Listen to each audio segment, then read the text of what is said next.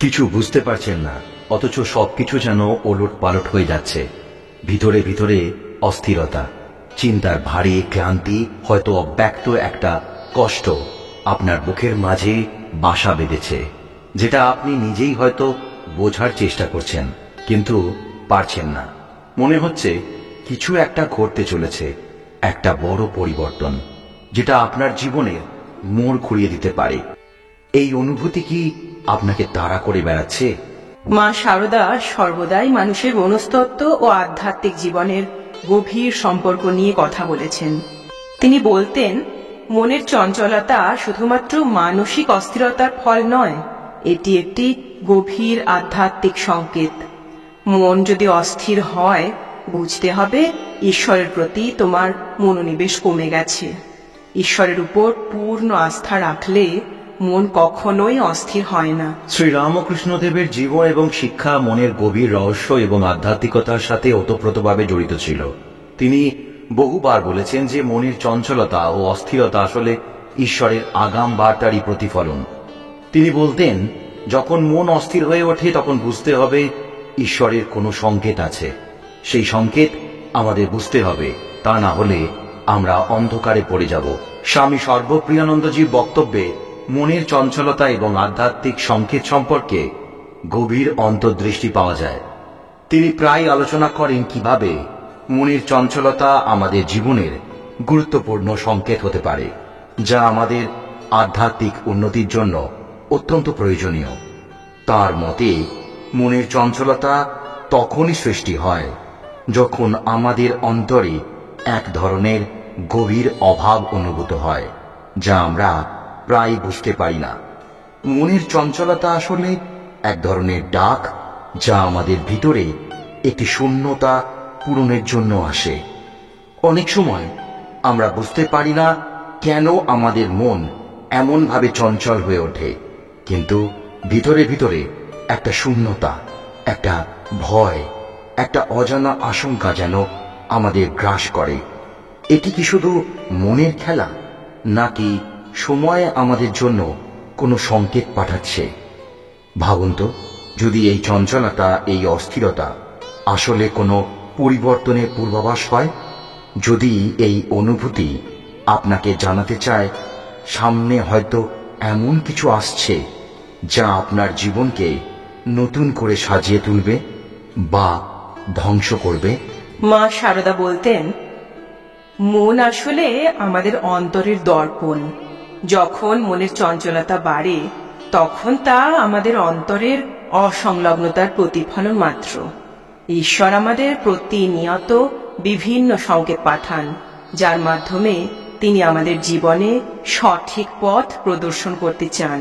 কিন্তু আমাদের মন যদি অস্থির হয়, তাহলে সেই সংকেতগুলো আমরা বুঝতে পারি না।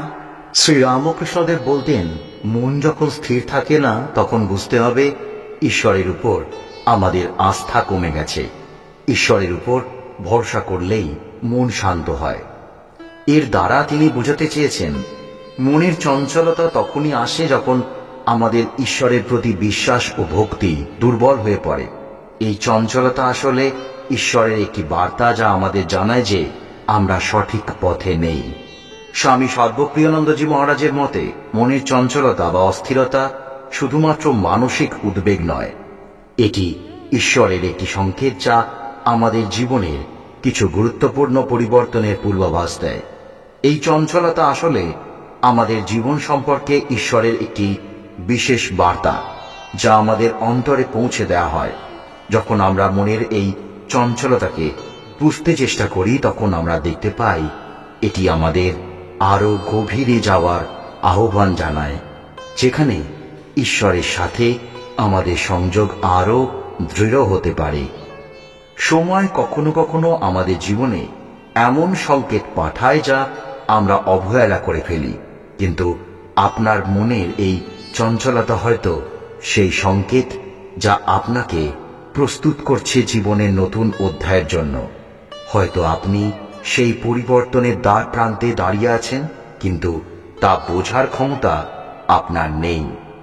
আসুন একসাথে খুঁজে বের করি সেই কারণ, যা আপনার মনের চঞ্চলতাকে এতটাই গভীর করে তুলেছে যা আপনাকে নতুন পথে নিয়ে যাবে। মা শারদা বলেন, মনের চঞ্চলতা একটি পরীক্ষার মতো যা ঈশ্বর আমাদের জীবনে দেন। এই পরীক্ষা পার করলেই আমরা ঈশ্বরের নিকটবর্তী হতে পারি। মনের চঞ্চলতা আসলে এক আধ্যাত্মিক পরীক্ষা যা আমাদের জীবনে অত্যন্ত গুরুত্বপূর্ণ।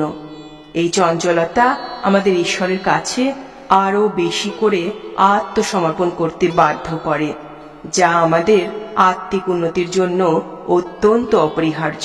শ্রী রামকৃষ্ণদেব বলেন, মনের অস্থিরতা একটি সংকেত যে তোমার জীবনে কিছু পরিবর্তন আসতে চলেছে। ঈশ্বর এই পরিবর্তন ঘটাতে চাইছেন যাতে তুমি আধ্যাত্মিকভাবে আরো উন্নত হতে পারো। মনের চঞ্চলতা আসলে একটি আধ্যাত্মিক পরীক্ষার মতো যা আমাদের আত্মার পরিশুদ্ধির জন্য প্রয়োজনীয়।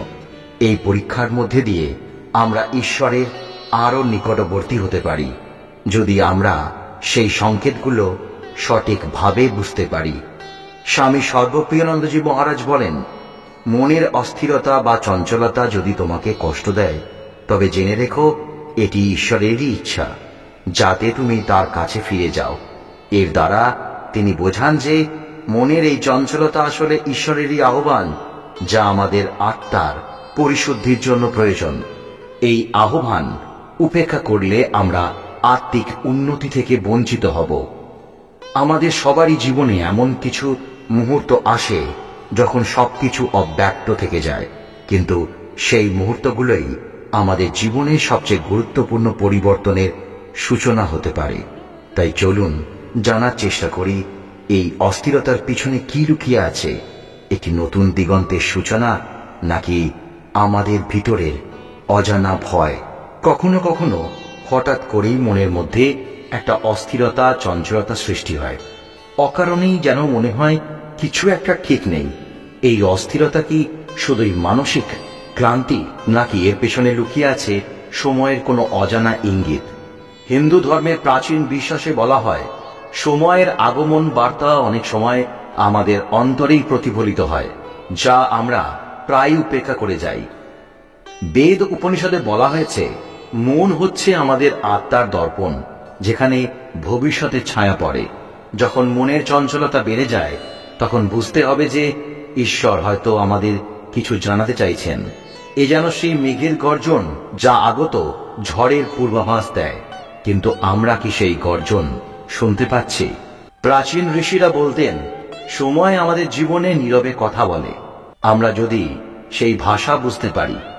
যখন মন বারবার অস্থির হয়, যখন হৃদয়ের গভীরে কিছু একটা তোলপাড় করে, তখন বুঝতে হবে সময় হয়তো আমাদের সামনে কোনো কঠিন পরীক্ষা আনতে চলেছে।